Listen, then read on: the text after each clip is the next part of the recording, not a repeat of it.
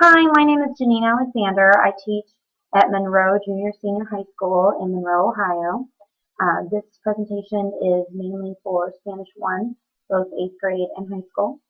And the project is putting faces to the immigration debate. Instead of just talking about a political issue that's full of numbers, I would like to put faces to immigrants so we can think about who immigrants are. We do start with a couple of numbers just to get an idea of how many people we're talking about. So we do look at how many immigrants there are in the U.S. and in Ohio, but always with the idea of putting a face to these two immigrants, looking at faces of immigrants. Every year I choose 5 to 10 people.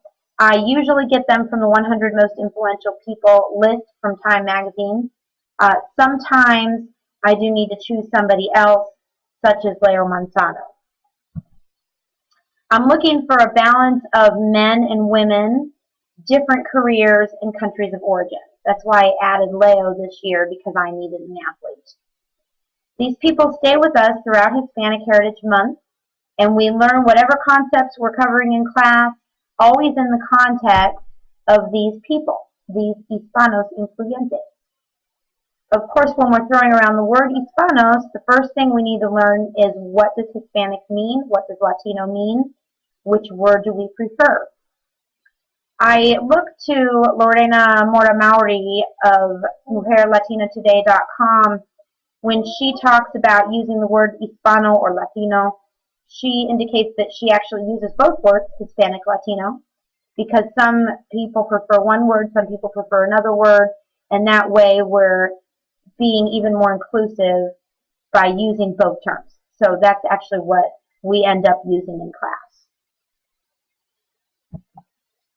Here's some examples of influential Latinos. These are the people that we learned about this year.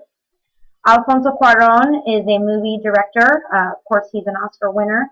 The students are familiar with that third Harry Potter movie that he directed, and he is Mexican-born. Of course, now he lives in Hollywood. Ralph de la Vega, this is Alfonso. Over here, Ralph de la Vega is the CEO of AT&T, and he is originally from Cuba. He now lives in Atlanta, Georgia. He has a lot to say about education, particularly for Latinos, and particularly graduating, not just starting university education, but actually finishing. Here's Leo Manzano. He won the silver medal in the 2012 Olympics. He is a runner, Mexican-American. When he won and did his victory lap, he used both flags, so that's pretty exciting. Susana Martinez, governor of New Mexico. Actually, yesterday she won her second term as governor. She is the first Hispanic woman governor from any state in the U.S., and 2 of my students came today and told me we saw that Governor Martinez won re-election. She is the only person this year on my list of 7 who is not an immigrant. However, she is the daughter of immigrants, and she does have something to say about immigration. So she still fits our list, even though she herself is not an immigrant. Next, we have Milka Duno. She's from Venezuela originally. She goes back to Venezuela whenever she gets a chance. She is a race car driver. She's been in Daytona. She's been in Indianapolis. She holds many different records, including the best female time for any driver in one of those significant races. We have Sofia Vergara, actress, or of course we talk about non-sexist language, actor, of course in Spanish, actriz. A lot of students know her from Modern Family. She is originally from Colombia. And then finally we have Chef Jose Andres. Chef Jose Andres is from Spain originally. He does reside in Washington, D.C. He's quite successful. He owns a number of restaurants in this country. He does cookbooks. He's been on Iron Chef. He has a cooking show on PBS. And recently, President Obama has referred to him as an outstanding American by choice. We'll talk a little bit more in a moment about how he recently became a U.S. citizen. The skills in my class, we're always working on the skills. This is from ACTFL. We have reading and listening. These are our interpretive skills. We read authentic text, and we also listen to authentic text, and then we answer questions about the influential Latinos. The texts usually come from the internet, magazines, sometimes interviews, and then we do some critical thinking as well. When I'm constructing the questions, I try to make sure that I'm considering the DOK and that the depth of knowledge on the taxonomy, and making sure that I am hitting some of those higher level questions. We usually read and listen in Spanish, and we usually answer the questions in English. Usually, it kind of depends on how difficult the text is. Susana Martinez, we did listen to her in English. I thought it was, she was talking about the immigration debate, and she was speaking English, so we went with it. We also watched her Spanish language TV commercial that aired on local channels in New Mexico, so that was very interesting. For the presentational mode, we write descriptions of these people. Critical thinking comes in when they have to infer. So we can say things like, well, let me go back for a minute. We're doing physical description. So I can say, Sofia Vergara has long brown hair. She is very pretty. She is 42 years old. She is from Colombia. She lives in California. We can do these kind of sentences. But then we have to infer, what does she like to do? What does she not like to do? Many of these people are very competitive. The governor doesn't like to lose a political race. Our Olympic athlete doesn't like to lose. Milka Duno, our race car driver, doesn't like to lose. So sometimes we'll look up a word. I'm not a big proponent of looking up many words in the dictionary, but a well-placed word, cook, for example, back for a moment, again, Jose Andres, of course, likes to cook. So we can look up cook and get cocinar and put together le gusta cocinar. With the writing, we're also trying to connect ideas using transitional elements. This is first quarter Spanish 1, so we're talking about words like and. We're talking about words like also. The speaking is interpersonal. The students take on the persona of a famous person. I learned this from Katie Fowler, my colleague here today. This is wonderful because you're teaching empathy. When I say, I am Milka Duno, I can start to feel, what is it like to be Milka Duno? What is it like to want to win? What is it like to be a race car driver in a man's world? Again, this is Spanish 1, but they can start to use these first-person singular forms like yo, soy de Venezuela, me gusta manejar carros. And then, it's interpersonal because they are walking around, mingling, I call it. Each person has cards. So again, to go back, each person has one of the people on their card.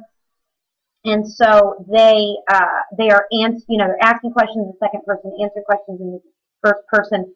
Sometimes things are plural. Milka Duno up here and Sofia Vergara are actually both the same age. So as are actually Ralph de la Vega and Alfonso Cuarón are actually both the same age too. So we can do a little plural. How old are you too? We are 42 years old. This is great too because it's getting into big numbers. We do a lot of Tengo 15 años. We do a lot of Tengo 13 años. But here we can get into some of these bigger numbers. Also within their birthday. So again, not just knowing my birthday, but being able to throw around some of these other months and days is really wonderful. Also, we learn usted. If I'm talking to Mr. De La Vega here, I probably need to call him usted, especially if I'm Leo. He's the youngest in the group. He is quite a bit younger. They need to make a decision. Do I use to? Do I use usted? Here's an example composition. This came from one of my 8th grade students. I did not change a word. This is her work. Milka Duno es la primera mujer hispana que compite en la Nationwide Series de NASCAR. Milka Duno es de Venezuela, vive en Estados Unidos. Ella es competitiva, famosa, inteligente y triunfadora. Milka es corredora de autos. A Milka Duno le gusta correr, ganar y no le gusta perder. Ella es muy trabajadora. You can see we have an introduction, we have a conclusion. They're short and sweet, but it's there. You can see that we have E to connect ideas. You can see that we have some critical thinking because my student came up with the idea that she does like to race and that she does not like to lose. Here's some example conversation questions as we walk around. We're shaking hands. We're talking about formal and familiar. We're cheek kissing where appropriate, although never anybody really ever wants to do that. And then once we're done with singular, we can move on to plural. So now our groups of two can meet up with another group of two. We can start introducing each other. Te presento, Alfonso Cuarón, shake hands, mucho gusto, igualmente, the whole thing. So now that we've walked in the shoes of some of these immigrants, we can talk about immigration as an issue. This is different every year. It depends on who's on our list. One year we had Dulce Matus. She is an immigrant rights activist, so it was very easy to approach this topic through her work. This year we approached it through President Obama has appointed the chef Jose Andres, who recently became a U.S. citizen, as an example of a successful immigrant who is following his American dream. So we talked about what is the American dream, what is his American dream, is he a good example of the American dream, why or why not. We named other people we knew, either knew or knew about, who are successful immigrants. Of course, 6 of our 7 people follow that, pattern. But I had a lot of other people too. I had people raise their hand and say, my mom is an example of the American dream. Why? Because she moved here from whatever country and she opened this restaurant. And then, and so we're talking about real people, real restaurants that are in our neighborhood. And that daughter of that immigrant is sitting in my room. So it gives a real platform for kids who don't always get to consider people they know, as an example of the American dream. We contrasted that then with Governor Susana Martinez. She has a lot to say about immigration. Her perspective is more towards securing our borders, anti-amnesty. We can't just, I'm paraphrasing her ideas here, let people in and give them a path to citizenship when other people are waiting in line, this kind of thing. I'm paraphrasing. But I didn't paraphrase her with the students. We actually watched her interview and answered questions about her interview. So it's interesting. And then students had a moment to sort of say what they thought about it. If I wanted to expand this, I would definitely have my students do a debate. I did not do it this year, but I think that would be a good idea. There's a lot of extension activities that you can do. Certainly, I've done this at different levels, different years. And this year, I didn't have Spanish 4 to do this activity, but I have. And we've compared and contrasted with, again, MujerLatinaToday.com. If you've never been to this website, you have to go, Lorena Mora Mauri is the founder of the EZ, and she interviews people, local people, not necessarily women. And so we've compared and contrasted some of these people who are nationally famous with, again, local people. My favorite one ever, I've done this now for many years, this project, was Dulce Matus, who's from Arizona, immigrants' rights activist.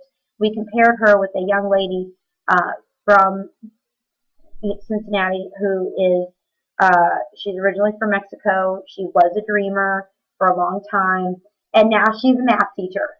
So she is a successful example of the American dream, and she's on Lorena's website. So that was an example.